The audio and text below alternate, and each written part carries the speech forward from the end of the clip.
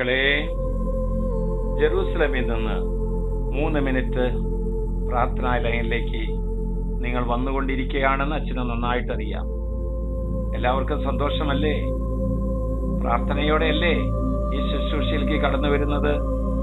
പ്രാർത്ഥിക്കണം കേട്ടോ. ഏതെങ്കിലും കൊച്ചു പ്രാർത്ഥനയിൽ സംബന്ധിച്ചുകൊണ്ട് ഈ പ്രയർ ലൈനിലേക്ക് നമുക്ക് കടന്നു വരാം.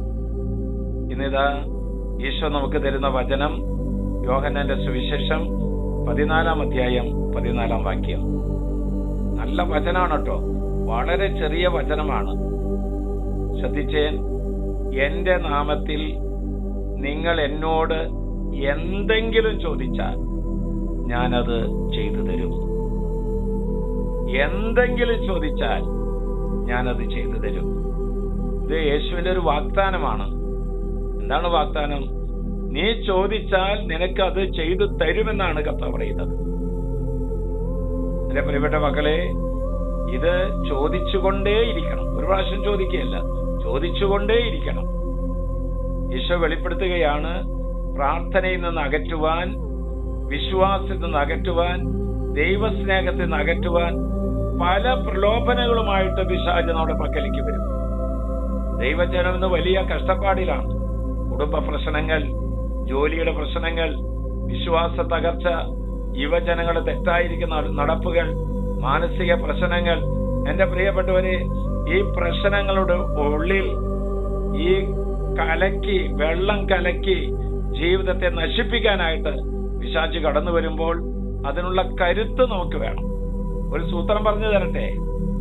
ദൈവം നമ്മുടെ സർവശക്തനാണ്, ദൈവം നമ്മുടെ സർവാധിപനാണ്. ഇത് പറഞ്ഞു കഴിഞ്ഞാൽ പിന്നെ പിശാചിന് നമ്മുടെ ജീവിതത്തിൽ കടന്നു വരാൻ പറ്റില്ല. ദൈവമുണ്ടെന്നുള്ള അറിവും വിചാരവും ഉണ്ടായാൽ മാത്രം പോരാ, പിന്നെ എന്തു വേണം?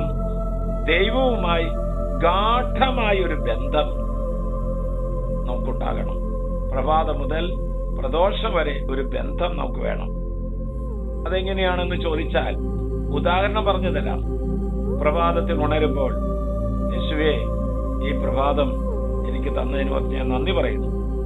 യാത്രയ്ക്ക് പോകുമ്പോൾ, കർത്താവേ, കൂടെ ഉണ്ടാകണമേ, എന്നെ നയിക്കണമേ.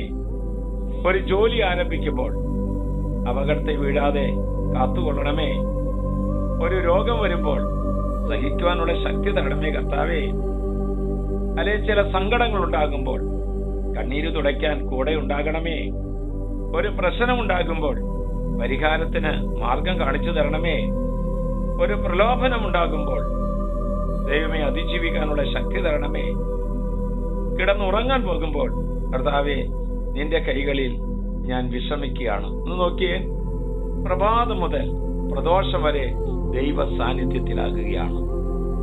ഇരുട്ടിന്റെ മക്കളെ പോലും വെളിച്ചത്തിലേക്ക് കൊണ്ടുവരുവാൻ നിന്റെ ചെറു ജീവിതത്തിന് സാധിക്കട്ടെ. ഈശോ പറയുന്നു, നീ എന്ത് ചോദിച്ചാലും ഞാൻ അത് നിനക്ക് സാധിപ്പിച്ചു തരും.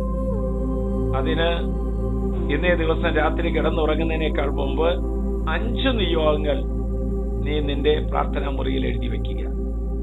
മകളെ, ഓരോ വ്യക്തികളെയും, ഓരോ കുടുംബങ്ങളെയും, ഓരോ മക്കളെയും ദൈവ സാന്നിധ്യം കൊണ്ട് നിറയട്ടെ. ഈ 5 നിയോഗങ്ങളും കർത്താവെ മക്കൾക്ക് സാധിപ്പിച്ചു കൊടുക്കണമെന്ന് പ്രാർത്ഥിച്ചുകൊണ്ട് ആശ്വാസപ്രദമായ രാത്രി, പ്രതീക്ഷാ നിർഭരമായ പ്രഭാതം, സൽപ്രവർത്തികൾ നിറഞ്ഞ കുടുംബം നൽകി ഞങ്ങൾ എല്ലാവരെയും അനുഗ്രഹിക്കണമേ.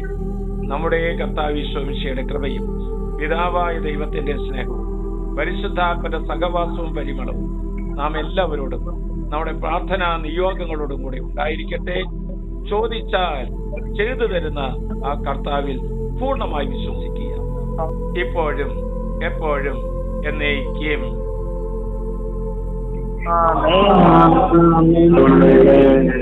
ഇപ്പോഴും എപ്പോഴും എന്നേക്കും.